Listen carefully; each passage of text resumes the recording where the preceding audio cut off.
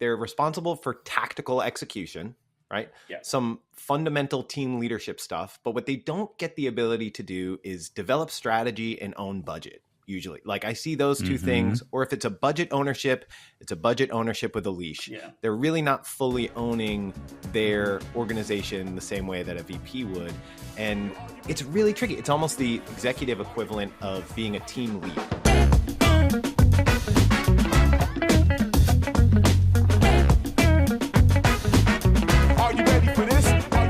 What's up, lifers, and welcome to the Daily Stand-Up with Lifetime Value, where we're giving you fresh new customer success ideas every single day. I got my man Rob with us. Rob, you want to say hi? Yeah!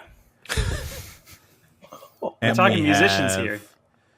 Well, great musicians. that is creative interpretation you just used. And we have JP with us. JP, do you want to say hi? I couldn't avert my gaze from the passion fruit beignets. And we have Mike with us. Mike, can you say hi, please? Hello, everybody. Good. Nice normal one for you, Dylan. With a smirk on your face, I can't help but notice. And I am your host. My name is Dylan Young. Mike, thank you so much for being here and for playing along. This is our first one of the day and already a little bit off the rails. Can you please introduce yourself, Mike?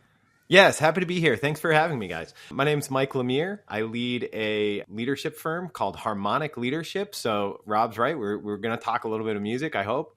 And so my firm focuses on executive coaching and customer success leadership development. Wow. Okay. And when I'm not doing that, I'm a singer too. So we can get into some music. Like me. Just like Rob. Just like Rob, Lil Job Zambito. Yeah. My middle name is John.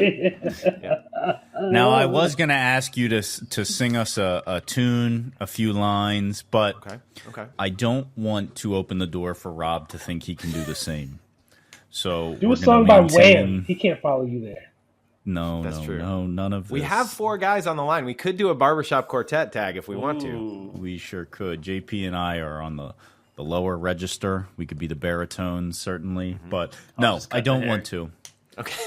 Save that for the paid content. That's for the Patreon. Yeah, exactly. We don't have it set up yet, so you guys are just going to have to wait. Mike, you know what we do here? We ask every single guest one simple question, which is, what is on your mind when it comes to customer success? Why don't you tell us what that is for you? Yeah. So for me, I think right now it's the trap of being called the head of customer success and what it means to be head of customer success. JP's laughing, but he also leaned forward. I thought that was a reference to head, like he was showing us his head. I don't know.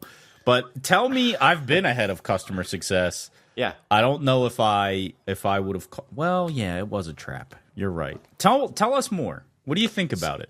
So it's an interesting role for me where I see it across the industry where it's sort of a recognition that they need someone to lead a division, but it's not elevating them to the same levels of VP, EVP, SVP, or C-suite that other divisions within the organization get. So it sort of leaves this head of customer success leader in this odd limbo-y place where they're a leader of a division, but may not have the same seat at the table as other executives within the company. And are in many ways maybe less powerful isn't the word, but I remember feeling fraudulent when trying to talk to my VP of sales or my SVP of product and refer to them as colleagues. Mm-hmm. And they probably didn't give me a funny look, but maybe it sort of felt like I was projecting a funny look from them because it didn't feel like we were on a level playing field. JP, what's this make you think of? Oh, man. Oh, Mike, you don't open Did I hit a chord? You didn't open. Yeah, you did, brother. You did. Yeah, I mean, you framed it perfectly. About it being a trap. Now, I've never been a head of CS or anything, and I think that we have discussed what titles actually mean, and it is a really interesting subject because I think it also dovetails with like what is a promotion, like Hmm. is a promotion Subscribe. like what does that mean? You know, it sounds good, but what does it mean? Just like Dylan saying, like, you know, I actually really empathize with what he said when you have this title and then you go to talk with other people and because you're feeling like you are on, for lack of a better word, just like the same level, like we're going to be able to speak the same language and we're exchanging a certain level of respect. And so I think that, yeah, this distinction of, it makes me think, okay, if someone's called a VP of CS versus a head of CS or, you know, CCO, there's sort of like these different titles that can be given to people. But I sort of Yeah. think about, in the end, what are they going to really be able to do for the CS organization? Like, are they Yeah. just like, do they just have a sign like in a year and a half I will be let go, or is it Ooh, like, oh yeah, let me Rob, you go ahead. You know what I'm thinking of? I went through like my first CS leadership position. I went through like 9 months of asking my CEO to be the director. Hmm. He would, he would come visit town once a month. Every month, we'd sit down, grab lunch, grab coffee, and I'd say, "So, can I be the director now?" He's like, "No, titles are bad, and you know, ugh, hierarchies are God. bad." And I know, I'm striking a chord Dude. with you, Dylan. We Yeah. got chords struck all around. But it's funny because, you know, I was like, well, then what am I doing here? I'm leading a team of like 13 people. And he's like, well, you head up customer success. And I was like, head of, you said, right? So then I like spoke at this little meetup and I was like, I'm the head of customer success. And he sat in the back of the room like, okay. Assistant to the regional manager. Yeah. But When it comes funny thing, what I just want to say real quick is because there's a lot there. I realized why we had so much difficulty here with that title. I think there are two parts of this trap. I think number one, if you're ahead of, there's a significant problem with like career pathing Hmm. and like comp banding in particular. Like, how do you comp band around a head of CS? It's very unclear whether you're talking about a team lead, a team Yep. manager, a VP, a director, a CCO, like all of those things, head CS. And the second problem is that it's really hard to Subscribe. hire above a head. You know, you can hire above a director of customer success, but Yep. hiring above a head is really difficult. So I found the title to be very unhealthy, except in rare situations like mine where I like levered myself into the position. But go ahead. And what Phil. it translates to, it feels like is that what I see is that they're responsible for tactical execution, right? Yeah. Some fundamental team leadership stuff, but what they don't get the ability to do is develop strategy and own budget. Usually, like I see those two Mhm. things, or if it's a budget ownership, it's a budget ownership with a leash. Yeah. They're really not fully owning their organization the same way that a VP would. And it's really tricky. It's almost the executive equivalent of being a team lead, right? Like, where you've got direct reports, but you can't fire them. So what exactly are you doing as a team lead? You know, it's sort of that limbo state in leadership. It's like being a hall monitor. You get to wear a sash and tell people to go to class. Kind of, yeah. And it feels very consistent in the customer success space more than other disciplines. Here's my question. Yeah. Why? It's a good question. I think oftentimes, I don't have a strong thesis on this, but I customer do. success is so different in every company. All right, let's hear yours, Dylan, because mine, I was going to Because they don't value it. Oh, okay. They don't value it. Some, yet. Yeah. That's fair. For I think that's sure. fair. Right. I Oh, think it's tons of honest. nuance. But I think why wouldn't you give them all the accountability and no power if you don't believe in it?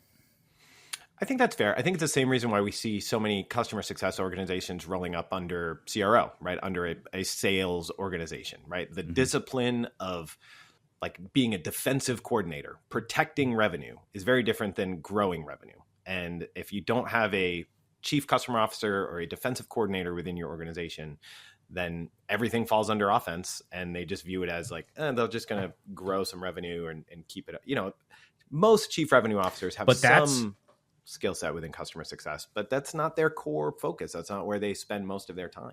Now, I know you're a music guy. You're a classical music guy. So maybe this will go, maybe this won't land. But that is like making Matt Patricia your offensive coordinator. And we saw how that went. This guy, why? Keep my Doesn't work. football team's name out your bleeping mouth. I think it's Mike's teams too, if I'm not mistaken, right, Mike? I'm a Patriots guy. I mean, it's hard. It's a little bit different to be a Patriots fan in this era than the era that I enjoyed so much. But yeah, that's my team still. You mean the Cardi B era? Cardi B era, yeah. It's a weird era. Well, Mike, I think you got to come back because I want to unpack this. This is a question. This is one of the few questions I really have so little understanding about is why leaders, and look, you're an executive leader guy. You talk to him a lot, but you have this niche in CS. I need to understand why, even in Rob's anecdote, they are just so allergic to giving titles despite asking people to do the work.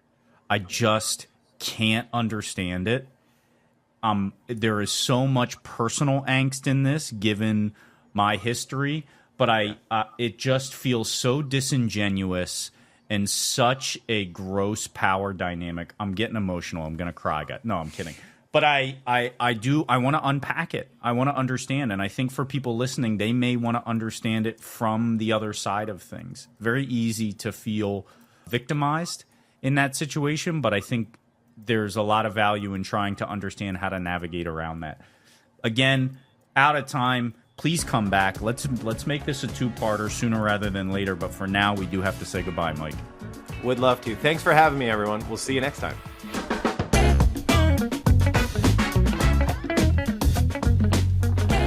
You've been listening to The Daily Stand-Up by Lifetime Value. Please note that the views expressed in these conversations are attributed only to those individuals on this recording and do not necessarily reflect the views and opinions of their respective employers. For all general inquiries, please reach out via email to hello@lifetimevaluemedia.com. To learn more about advertising on The Daily Stand-Up and the Lifetime Value Media Network, please reach out via email to advertising@lifetimevaluemedia.com. Find us on YouTube at Lifetime Value and find us on the socials at Lifetime Value Media. Until next time.